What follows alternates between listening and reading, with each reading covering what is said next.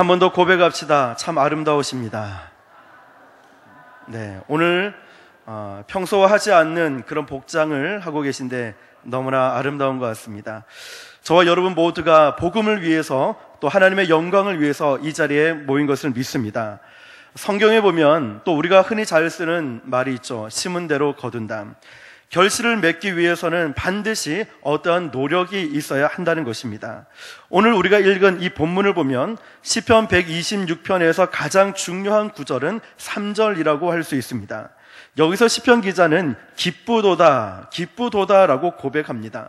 3절을 중심으로 1절과 2절을 보면 역사적 과거의 경험이 있고, 또 3절을 중심으로 해서 4절에서 6절은 미래에 대한 기대가 있습니다. 바벨론 포로에서 돌아온 이스라엘 백성들은 이미 해방의 기쁨을 경험하고 있습니다. 그러나 돌아온 이 시온의 땅에는 아직도 만만치 않은 그들을 여전히 포로되게 만드는 것들이 괴롭히고 있었습니다. 그들이 미래에 진정한 기뻐하는 사람이 되기 위해서 오늘 무엇을 해야 하는가를 오늘 본문에 묻고 있습니다. 미래에 정말 기뻐하고 미래에 정말 웃을 수 있기 위해서 오늘 지금 이 시간 무엇을 해야 하는가입니다. 오늘 저는 세 가지를 통해서 은혜를 나누고자 합니다. 첫 번째, 한번 따라해 봅시다. 말씀의 씨를 뿌려야 합니다. 네, 말씀의 씨를 뿌려야 합니다. 해방된 이스라엘 민족들은 그들의 고향인 시온의 땅으로 돌아오고 있을 때 민족의 지도자들은 각각 다른 비전을 품고 돌아오고 있었습니다. 어떤 지도자는 새로운 정치만이 이 민족의 내일을 열 수 있다라고 해서 새로운 정치를 강조한 반면에, 또 다른 지도자는 그렇지 않다, 교육만이 민족의 소망이다라고 외쳤고, 또 다른 지도자는 그런 것이 아니라 새 경제 제도, 이런 청사진을 가지고 와서 경제만이 민족의 내일을 꿈꿀 수 있다라고 외치고 있습니다. 그런데 그때 전혀 다른 민족의 꿈을 가지고 시온으로 돌아온 한 지도자가 있었습니다. 그 지도자의 이름은 에스라입니다. 에스라 7장 9절 10절에 보면 이런 말씀이 있습니다. 첫째 달 초하루에 바벨론에서 길을 떠났고 하나님의 선한 손에 도우심을 입어 다섯째 달 초하루에 예루살렘에 이르니라. 에스라가 여호와의 율법을 연구하여 준행하며 율례와 규례를 이스라엘에게 가르치기로 결심하였었더라.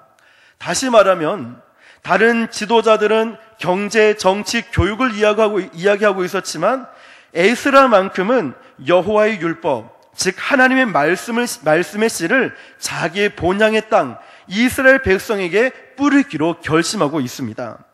우리는 시편 119편을 보면 시편에서 가장 긴 장으로 알고 기억을 합니다. 그런데 시편 119편에 보면 이런 말씀이 나옵니다. 말씀이 축복이고 말씀이 거룩이고 말씀이 삶의 길이고 말씀이 고난 중에 위로이고 말씀이 지혜이고 말씀이 명철이고 말씀이 소망이다 라고 고백하고 있습니다. 믿으십니까? 말씀만이 축복이고 거룩이고 우리의 삶의 길이고 고난 중에 위로가 되고 말씀만이 우리를 새롭게 하는 하나님의 놀라운 능력이 있다라고 고백하고 있습니다. 신약 성경에도 변함없이 이 말씀에 대한 증언은 계속되고 있습니다. 이 말씀만이 인간을 거듭나게 하고 인간을 구원하고 인간을 변화시킬 수 있다라고 말씀하고 있습니다. 그래서 예수님은 씨 뿌리는 자의 비유를 통해서 이 말씀의 씨를 좋은 땅에 뿌리는 비전을 가르치고 있습니다. 이 말씀의 씨를 불신자들에게 뿌려지면은 이 말씀을 통하여서 그들이 거듭나게 될 것이고, 이 말씀이 믿음이 연약한 자에게 뿌려지게 되면 그들은 온전하게 성숙한 자로 서게 될 것을 믿으시길 바랍니다. 왜냐하면 디모데후서 3장 16절 17절에 모든 성경은 하나님의 감동으로 된 것으로 교훈과 책망과 바르게 함과 의로 교육하기에 유익하나니 이는 하나님의 사람으로 온전하게 하며 모든 선한 일을 행할 능력을 갖추게 함이라 라고 말씀하고 있기 때문입니다. 그러므로 사랑하는 성도 여러분, 우리가 전도축제 지금 며칠 남았습니까? 14일 남았습니다. 그렇다면 남은 기간들 동안에 이웃들에게, 가족들에게, 친지들에게 말씀의 씨, 믿음의 씨를 언제든지 때를 얻든지 못 얻든지 이 말씀을 뿌릴 수 있기를 예수님의 이름으로 축복합니다. 두 번째로 한번 따라해 봅시다. 눈물로 씨를 뿌려야 합니다. 시편 기자는 지금 이 씨 뿌리는 과정이 결코 순탄치 않을 것이다 라고 예상하고 있습니다. 그러나 그 눈물로 씨 뿌리는 과정은 마침내 기쁨으로 보상을 받을 것이다 약속하고 있습니다. 그것이 바로 5절 말씀의 약속입니다. 눈물을 흘리며 씨를 뿌리는 자는 기쁨으로 거두리로다 말씀합니다. 그래서 더더욱 이 말씀을 뿌리는 자에게는, 전도하는 자에게는 기쁨과 좋고 잘 받아줄 것만 기대하는 것이 아니라 때로는 눈물 흘릴, 가슴 아파하는 것도 있을 것이라는 각오가 필요합니다. 예수님도 씨 뿌리는 자의 비유를 통하여서 그 씨를 사단이 빼앗고 훔칠 것이라고 경고하고 있습니다. 뿐만 아니라 세상의 염려와 재물의 유혹 등을 통해서 이 말씀이 자라나지 못하고 결실을 하지 못하고 방해하는 일이 있을 거라고 말씀하고 계십니다. 사단은 누구보다 말씀의 능력을 가장 잘 알고 있기 때문에 더욱더 말씀의 씨가 못 뿌려지도록, 결실을 맺지 못하도록 방해할 것입니다. 그래서 우리가 기억해야 될 것은, 그러면 그럴수록 더더욱 이 말씀, 하나님의 말씀을 눈물을 흘려서라도 뿌려야 한다는 것을 여러분 믿으시길 바랍니다. 그리고 우리는 말씀을 뿌리는 노력이 있음에도 불구하고 한동안 그 결실을 맺지 못해서 답답함에 눈물 흘릴 때가 있을 겁니다. 하나님, 이 남편을 위해서 지금 몇 년째 기도하고 있는데, 우리 부모님을 위해서 몇 년째 기도하고 있는데, 제가 저분을 위해서 올 것 같다라고 다음에 갈게요 한 게 10년이 넘었는데 올 것 같지만 왜 오지 않습니까? 답답한 마음에 오히려 오지 않을 것 같은 사람이 오기도 하고 여러 가지 상황들이 있습니다. 우리는 그렇더라도 눈물을 흘리면서도 계속해서 이 말씀의 씨를 뿌려야 한다는 것을 믿으시길 바랍니다. 저와 여러분들이 한 것은 결과는 성령 하나님께 맡기는 겁니다. 그들을 변화시킬 수 있는 능력이 우리에게는 없고 주님께 있음을 믿으시고 우리는 많이 뿌려야 한다는 것을 여러분 기억하시길 바랍니다. 어떤 분들은 순환 전도대에 와서 말씀의 씨를 뿌리고, 어떤 분들은 조장으로 순장으로 섬기시면서 말씀의 씨를 뿌리고, 교사로 또 각종 봉사하면서 말씀의 씨를 뿌리는 귀한 사역들을 감당하고 있습니다. 어떤 사역도 쉽지는 않습니다. 모두가 눈물의 기도를 필요로 합니다. 그러나 아픔에 눈물을 흘려야 할 때 우리가 반드시 기억해야 할 것이 있습니다. 이 눈물을 흘리며 씨를 뿌리는 자는 반드시 기쁨으로 그 곡식단을 가지고 돌아올 수 있다는 것을 믿으시길 바랍니다. 눈물이 없이는 이 거둠의 기쁨을 경험할 수가 없다는 말입니다. 십자가 지시기 전날 밤에 예수님을 그린 히브리서 기자는 예수님께서 눈물과 통곡으로 기도하셨다라고 말씀합니다.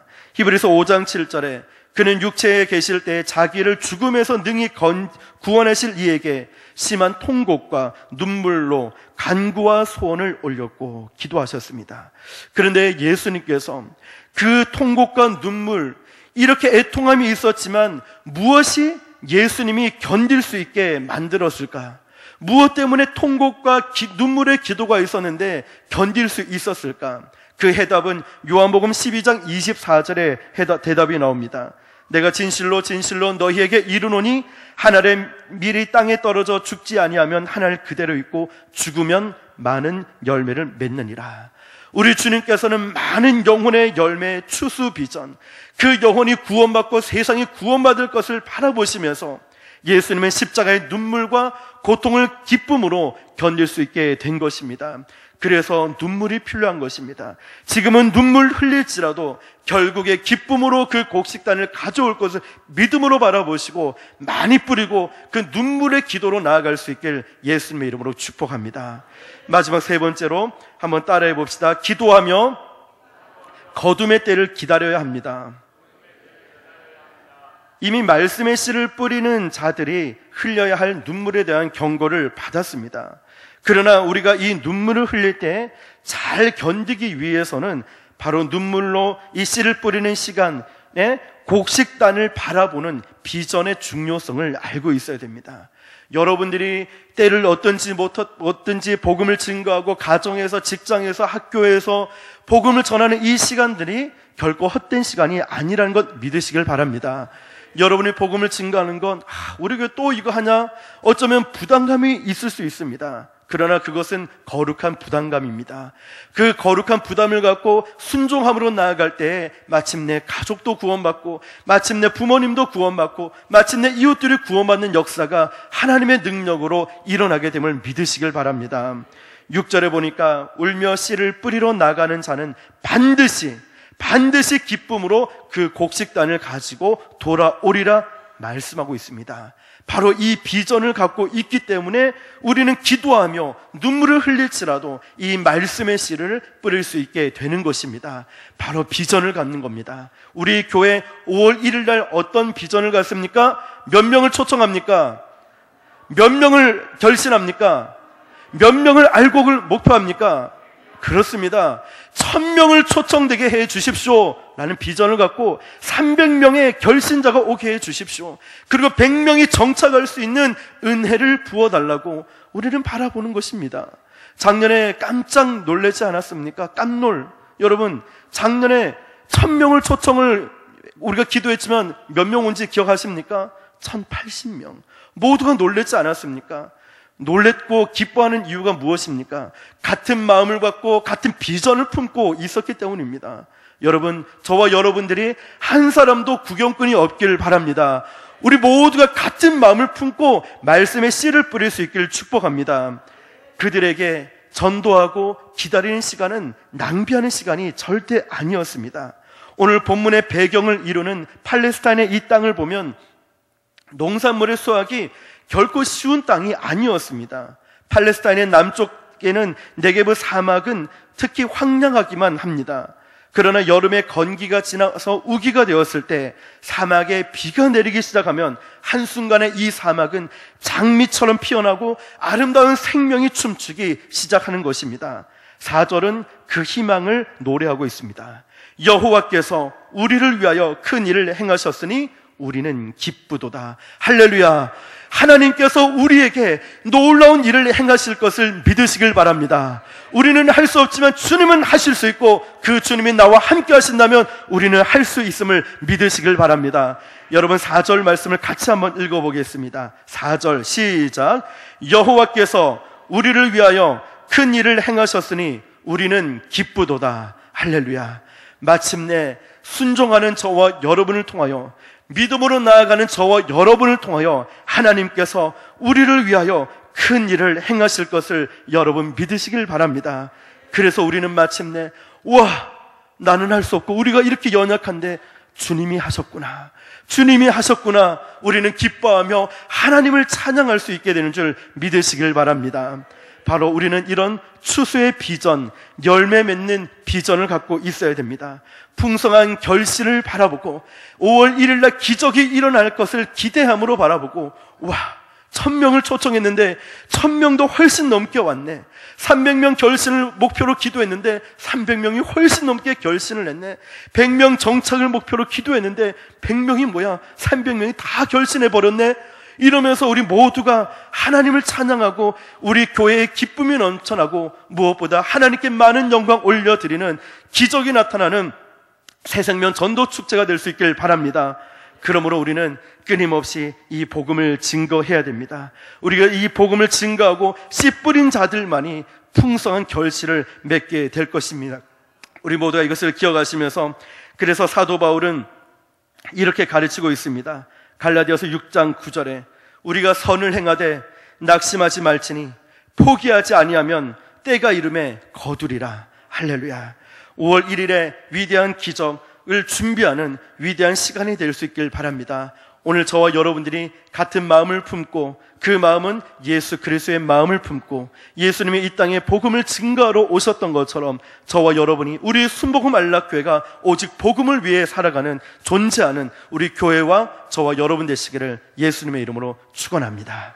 우리 합심해서 기도합니다. 하나님, 울며 씨를 뿌리는 자는 기쁨으로 그 단을 거두어 올 텐데 하나님, 다시 한 번 더 복음의 열정을 부어주십시오. 영혼을 사랑하는 마음을 부어주십시오. 하나님, 제가 이제 뿌리러 나아가겠습니다. 구경꾼이 되지 않겠습니다. 우리 5월 1일 날 있을 전도 축제를 위해 내 자신의 구령의 열정을 품기 위해 우리 주님이를 한 번 부르고 간절한 마음으로 기도하겠습니다.